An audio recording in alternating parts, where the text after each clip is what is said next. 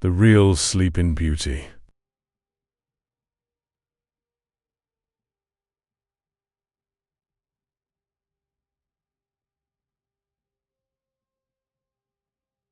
A king and queen longed for a child, and at last a princess was born. Fairies were invited to bless her, but one, forgotten and furious, cursed the child. She would prick her finger and die. Another fairy softened the curse. Instead of death, the princess would fall into a deep sleep that would last 100 years, waiting for someone to find her. Years passed, and the princess grew into a beautiful young woman. Despite every effort to remove spinning wheels from the kingdom, fate caught up with her.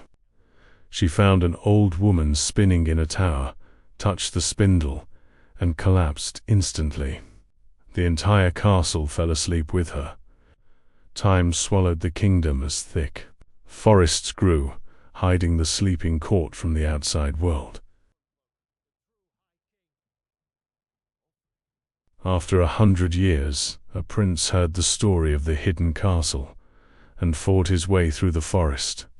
Inside, he found the princess lying still, untouched by time. She awoke as he approached, and the spell broke across the kingdom. They fell in love quickly, and were married in secret, away from the prince's court, for he feared someone close to him. The prince kept his new wife hidden because his mother was no ordinary queen.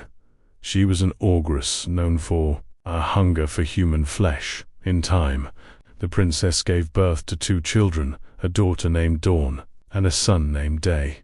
The prince continued to hide them all, visiting in secret, knowing his mother would destroy them if she ever discovered the truth. When the prince was called away to war, he placed his wife and children under the care of his mother. The ogress queen waited only until he was gone before acting. She ordered the royal cook to kill the young boy and prepare him for her meal. The cook, horrified, hid the child and served her meat from a lamb instead, deceiving the queen. Days later, the queen demanded the girl next. Again the cook disobeyed, hiding her safely and serving another animal in her place. Finally, the ogress ordered the death of the princess herself. The cook hid all 3 together, risking his life to protect them. Meanwhile, the queen ate each meal with satisfaction, believing she had consumed her own grandchildren and daughter-in-law. Eventually, the queen discovered the truth. Enraged, she ordered a terrible punishment. A pit was prepared, filled with snakes, vipers, and deadly creatures. The princess and her children were to be thrown inside and left to die. Everything was ready, and the execution was moments away. The ogress watched eagerly, ready to see them suffer and finally satisfy her twisted hunger. At the last moment, the prince returned from war. Seeing what was about to happen, he rushed to stop the execution. The queen, realizing she had been exposed, panicked. Rather than face punishment, she threw herself into the pit she had prepared. The creatures tore her apart.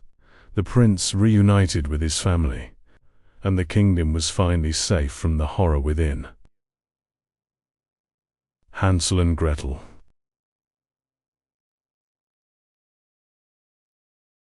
A poor woodcutter lived with his 2 children, Hansel and Gretel, and their stepmother.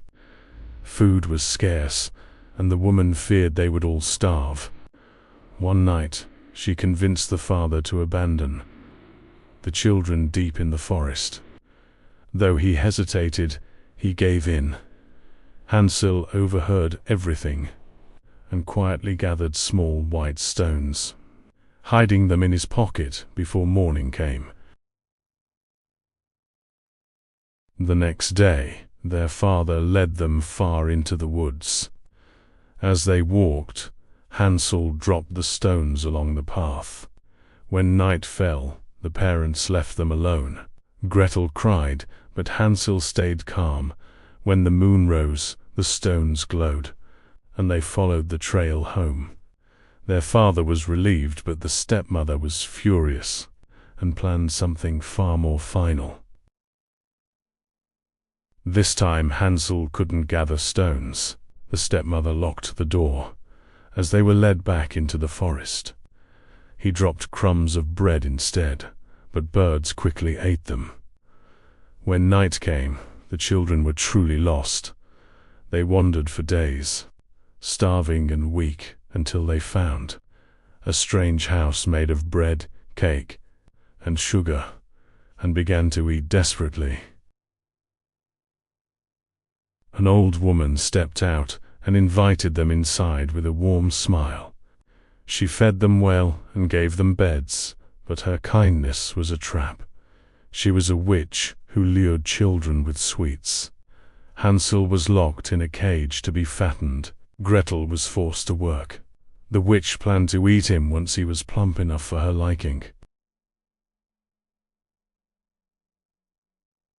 Each day, the witch checked Hansel, but he tricked her by offering a bone instead of his finger. Her poor eyesight fooled her, and she believed he was still too thin. Growing impatient, she decided to cook him anyway. She ordered Gretel to prepare the oven. Gretel, terrified but thinking quickly, pretended she didn't understand how to check if it was ready. Annoyed, the witch leaned forward to show her. In that moment, Gretel shoved her hard into the oven and slammed the door. The witch screamed as the flames consumed her. Gretel freed Hansel, and they searched the house. Finding jewels and treasure, they filled their pockets, knowing they needed something to survive, if they ever made it out alive again. The children fled into the forest, carrying what they could. After wandering, they reached a wide river with no bridge. A white duck helped them cross, one at a time.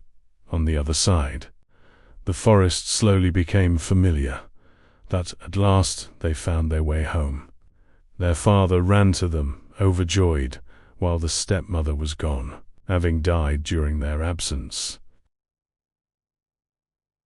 With the witch's treasure, the family no longer feared hunger. Hansel and Gretel never forgot what had been done to them. They had been abandoned to die, hunted, and nearly eaten. Though they survived, the forest had changed them.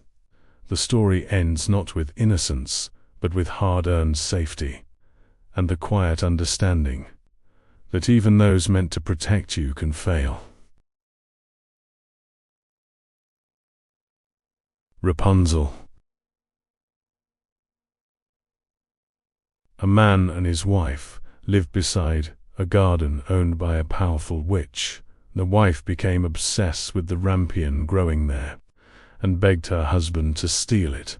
When he was caught, the witch made a cruel deal. He could take the plant, but must give her their unborn child. Desperate and afraid, he agreed, sealing their daughter's fate before she was born. When the child was born, the witch took her and named her Rapunzel. She raised the girl as her own, but kept her completely isolated from the world. As Rapunzel grew older, her beauty became striking. Fearing losing control, the witch locked her in a tall tower deep in the forest. There were no doors, only a window high above the ground. Whenever the witch wanted to enter, she would call up, and Rapunzel would lower her long golden hair for the witch to climb. Years passed like this, with Rapunzel alone and cut off from everything. One day, a prince riding through the forest heard her singing. Her voice drew him in, and he hid nearby, watching carefully to learn how to reach her. After seeing the witch's method, the prince returned and called out the same words. Rapunzel lowered her hair, and he climbed into the tower. At first she was terrified, having never seen a man before.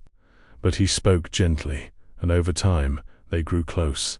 He visited often, bringing small gifts and plans to help her escape from the prison she had always known. Their secret meetings continued, and Rapunzel began to change. One day, without thinking, she asked the witch why her clothes were growing tight around her waist. Realizing the truth, the witch flew into a rage. Rapunzel was pregnant. Furious at the betrayal, the witch cut off her long hair and cast her out into a harsh wilderness, leaving her to survive alone. The next time the prince came, the witch let down Rapunzel's severed hair. When he climbed up, he found the witch waiting. She told him he would never see Rapunzel again. In despair, he leapt from the tower. He fell into thorns below, which pierced his eyes and left him blind, broken and alone. He wandered the land, searching for her in darkness.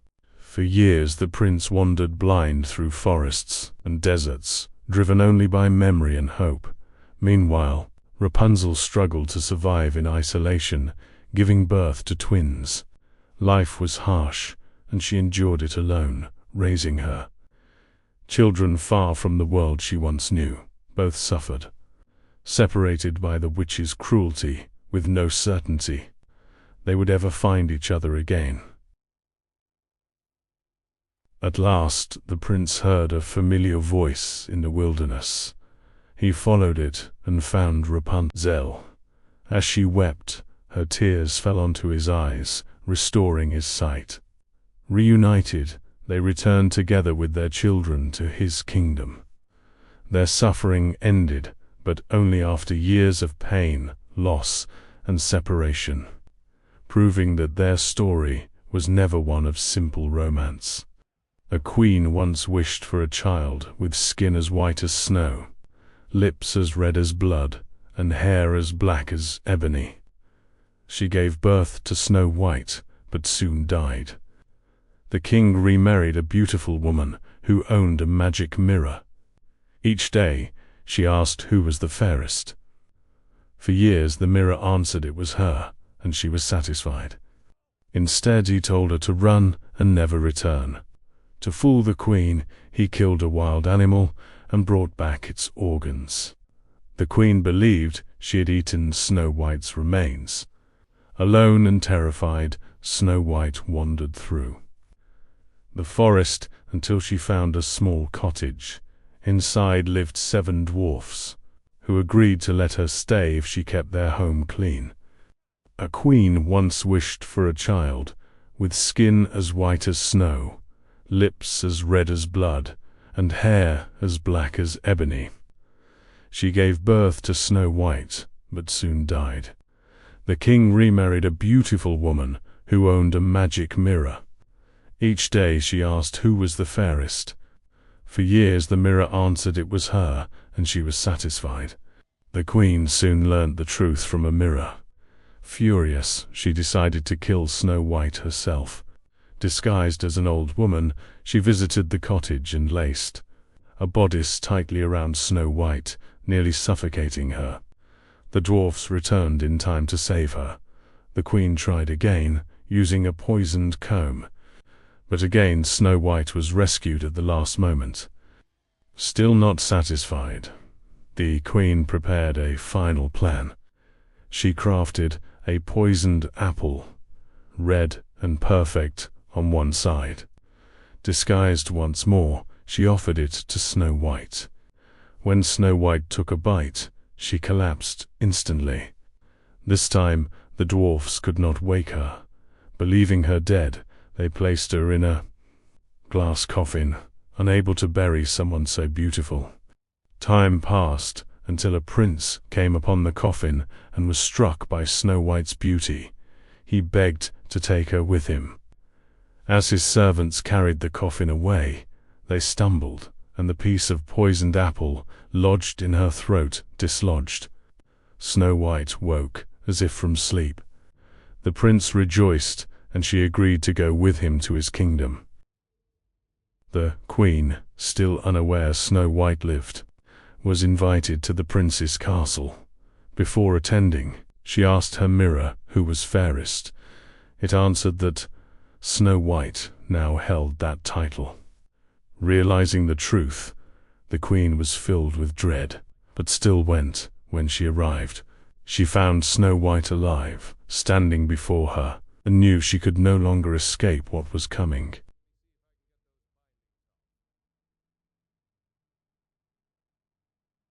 As punishment, iron shoes were heated until they glowed red. The queen was forced to put them on and dance before the court. She danced until she collapsed and died from the agony. Snow White's story ended with justice, but it was not gentle. Beauty brought envy, and envy brought death, leaving behind a tale far darker than the one most remember.